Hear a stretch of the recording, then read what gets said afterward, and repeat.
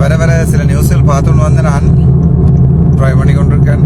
இப்போ ஸ்ரீலங்கன் டைம் 12 மணி 17 நிமிடம் கொழும்பு நோக்கி பயணித்து கொண்டிருக்கிறோம். காலம் 9 மணிக்கு பாராளுமன்றம் போகணும். அந்த மார்னிங் லெக்சர்ஸ் மாதிரி அங்கே போய் நித்திர ஓடுறது தெரியல. எனிவே என்னென்றால் ஒரு சில ஊடகங்கள் முக்கியமாக சக்தி டிவி மட்டுமல்ல, சக்தி டிவி மற்றும்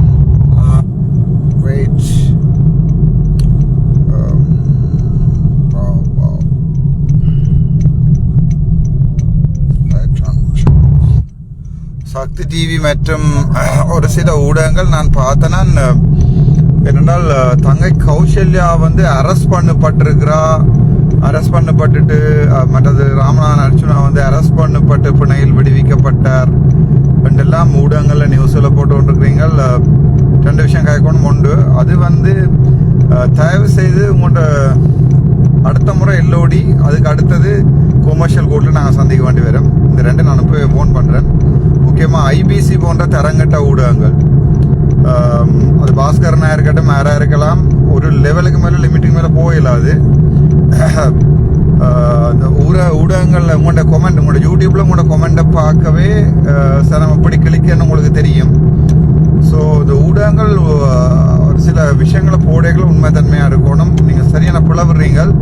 பட் அது எனக்கு அட்வான்டேஜஸ் ஏனென்றால் நீங்கள் 3 விஷயம் சொல்லணும். இப்போ தான் அது எனக்கு லாபம் எனிவே. பட் நீங்கள் என்ன ப்ரொமோட் தான் பண்ணுறீங்க. பட் எனிவே அதால் ஒரு நெகட்டிவ் ப்ரொமோஷனாக இருந்தாலும் உங்களோட லிமிட் கூடிக்கின்ற போது. ஸோ அப்படி யாரையும் அரெஸ்ட் பண்ணல.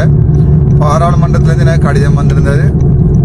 அந்த கடிதம் வந்து திங்கட்கிழமை காலமே நீதிமன்றத்துக்கு என்ன வர சொல்லியும் அதோட ஸ்டேட்மெண்ட்டும் கொடுக்கணும்னு சொல்லி பாராளுமன்ற ஜெனரல் செக்ரட்டரியிலேருந்து வந்திருந்தபடியா நம்ம அந்த ஸ்டேட்மெண்ட்டையும் கொடுத்து திங்கட்கிழமை வந்து நீதிமன்றத்தில் போய் ஆஜராயினாங்க. இப்போ சும்மா பிடிச்சி அரெஸ்ட் பண்ணினது அப்படி என்றெல்லாம் இது. ஆனால் போலீஸாரால் வந்து அரெஸ்ட் பண்ணப்படுவார். நீங்கள் பாராளுமன்ற உறுப்பினர், உங்களை அரெஸ்ட் பண்ண இயலாது. அதெல்லாம் நாங்கள் அவா பிடிச்சி அரெஸ்ட் பண்ண போகிறோம் என்று ஒரு கதை விட்டது. அப்போ நாங்கள் சொன்னாங்க, இல்லை வெரி சாரி, அது கஷ்டம் உண்டு. அது சம்பந்தமான வேறொரு பிரச்சனையும் பிரச்சனை ஒன்று எடுக்க இருப்பதால் நாங்கள் அது சம்பந்தமாக காய்க்க விரும்புகிறோம். 2வது, அந்த ஏதோ கொஞ்சம் வைத்தியர்கள் சேர்ந்து வந்து ஏதோ சிக்னேச்சர் விட்டு எனக்கு விளங்கல. நீங்கள் ஜனாதிபதி ஆக்கிப்பட்டு தான் விடுவீங்க போட்டுக்கு. அது சம்பந்தமாக என்னோட காய்ச்சவே 6 லட்சம் சனம் இருக்கிற இடத்துல 250 பேர் சிக்னேச்சர் எடுத்து வச்சுட்டு ரோட்ல இருந்து மட்டையில வச்சு விசிக்கினா தான். மற்றபடி அப்படி ஒரு சில்லறத்தனமான வேலையை விட்டு கொஞ்சம் பெருசா யோசிங்கோ. உங்களோட தாழ்வு மனப்பான்மையால தான், ஐயோ ஒரு சின்னப்படியான ஒருத்தன் வந்து எம்எஸ்ஆ இருந்துட்டானே, இவன் வந்து எங்களுக்கு இவனை சேர் போட வந்துட்டு என்றதால தான் இன்றைக்கு நான் எம்பியா இருக்கேன். இந்த அரசியலை செய்ய வேண்டி வந்தது தமிழனுக்கு லாபம் தான். எனிவே நீங்கள் அப்படியான ஒரு சில்லறத்தனமான வேலையில செய்கிறதையும் கொஞ்சம் குறைக்க வேண்டும். அது 2வது. அது 3வது வந்து மட்டக்களப்பு போதனா வைத்தியசாலை சம்பந்தமாக தொடர்ந்து எனக்கு இமெயில்ஸ் வந்து கொண்டிருக்கு, கையால் எழுதி அனுப்பி கொண்டிருக்கிறோம். நான் நினைக்கிறேன் வடக்கு கிழக்கு தொடர்பான ஒரு சுகாதார அலசல் ஒன்று செய்ய வேணும் என்று சுகாதார அமைச்சு வந்து ஒரு வேலை ஒன்று செய்யணும். அப்படி இல்லை என்று சொன்னால் தேசிய மக்கள் சக்தியின் அரசாங்கம் விழுறதுக்கு முக்கியமான காரணமாக வடக்கு கிழக்கு சுகாதாரத்துறை காரணமாக இருந்திடுமோ என்ற ஒரு பயம் ஒன்று இருக்கு. ஸோ அது சம்பந்தமாகவும் நாங்கள் சம்பந்தப்பட்ட அதிகாரிகளோட கதைச்சிருக்கிறோம். அது சம்பந்தமாகவும் அவைக்கு ஃபோன் பண்ணியிருக்கிறோம். நீங்கள் வடக்கு கிழக்குன்ற சுகாதாரத்துறையை பார்க்கல என்று சொன்னால் it's going to be a wrong thing என்று see. அதே பிறகு இந்த 3 விஷயமும் நான் உங்களோட காய்ச்சினான்.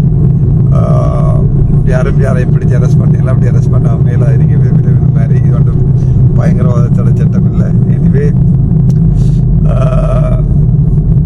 நாங்கள் அது சம்மந்தமாக பார்ப்போம், அது சம்மந்தம் நடவடிக்கை எடுப்போம். தொடர்ந்தும் சட்ட சிக்கல்களை இவை ட்ரை பண்ணி கொண்டிருக்கிறபடியா இவையை பொறுத்த வரைக்கும் சரியாக கஷ்டப்பட்டு கொண்டிருக்கணும் காசு சேர்க்கறது. ஆனால் எனக்கு ஃபினான்ஷியல் எய்ட் வந்து இந்த போன் விடுது, எனக்கு ஃபினான்ஷியல் எய்ட் வந்து கிடைச்சு கொண்டிருக்கு. ஸோ நீங்கள் கஷ்டப்பட்டு தான் ராசா அந்த வழக்குகளை போய் கஷ்டப்படணுன்றதையும் உங்களுக்கு சொல்லிக்கொண்டு சந்திப்போம். தேங்க்யூ.